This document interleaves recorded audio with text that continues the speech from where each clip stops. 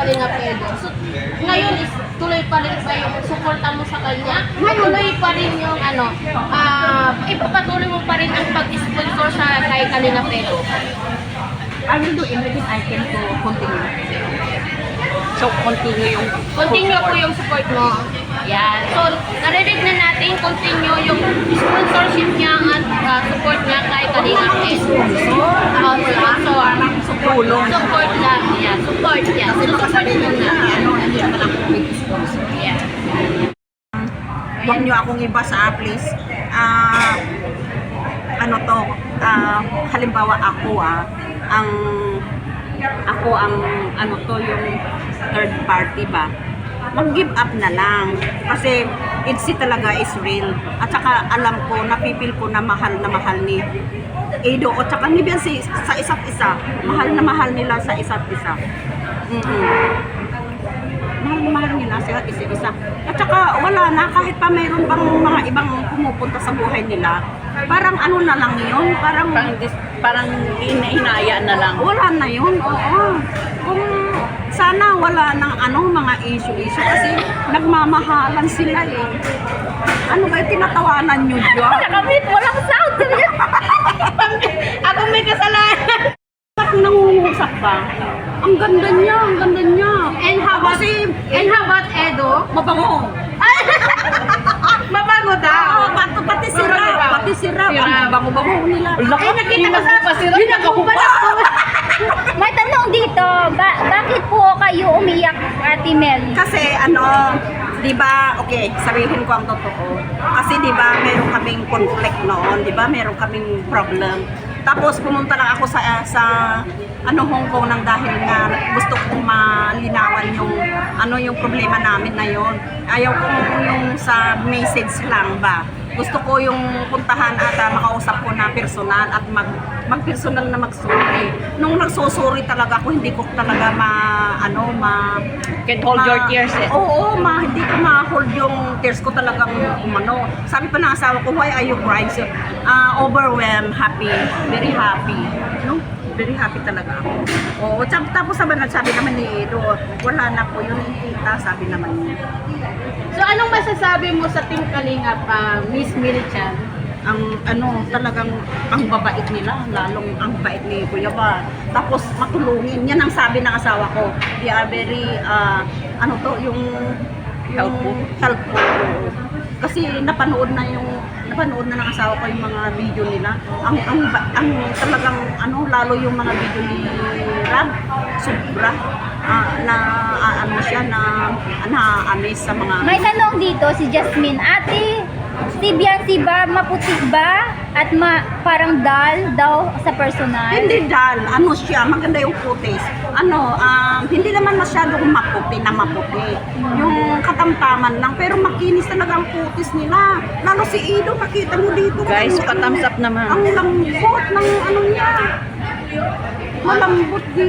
Sis Milichan, so ito yung first experience mo yata na makapunta sa meet and greet. So ano yung feeling mo? Ano yung overwhelmed ka pa? So paki-describe nga. Hindi, ang nararamdaman ko para akong siraulo talaga na nung nagsalita si Edo noon. Sabi ko, Oo, nakita kita sa video. Ganun, yung so chinichir mo si Ed. Oo, hindi. Parang nangangampan niya ba? Hindi ko ma-describe talaga ang sarili ko noon. Sobra akong saya. Ito yung experience na hindi ko malilimutan hanggang sa dulo na. Hindi ka ba na-shock na ang daming supporters sa Hindi, Hong Kong? kasi siyempre noon, di ba last year ang dami din nagpunta. So ano mo sasabi mo sa mga supporters sa Hong Kong? Legit talaga, solid silang lahat. Oo, solid silang lahat. Oo, mahal na mahal nila ang Team Kalinga. So, kung gusto makipag-meet up ni Marzano, willing ka rin ba na i-meet up?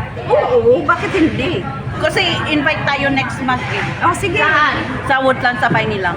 Sige. Sige, pwede. Wala naman malayo dito sa Singapore, di ba? Sabi ni Alex Kabakan, I am salute to you, Ate Melichan. So, hayan guys. So, Sabi niyo, sabi ni Carol Ilagan, ramdam ko po ang pagmamahal mo kay Eds, at least naayos na po. So, ano na yung pakiramdam mo ngayon? Sabi ni ex... Ay, naiyak si Ate Ugal. Ano pakiramdam po na ngayon sis na okay na kayo ni Kalinga Edo? Yan. So ano yung ano?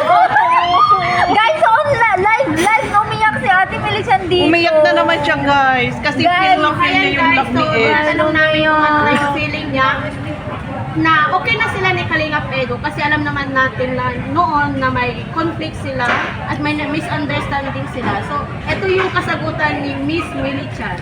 Pakainin niyo muna si Ate Melissa. Parang tinik na naalis sa dibdib ba? Hala, naiyak po yung viewers. Hala, umiiyak din sila. Si Pilka po umiiyak din. Sige lang sis.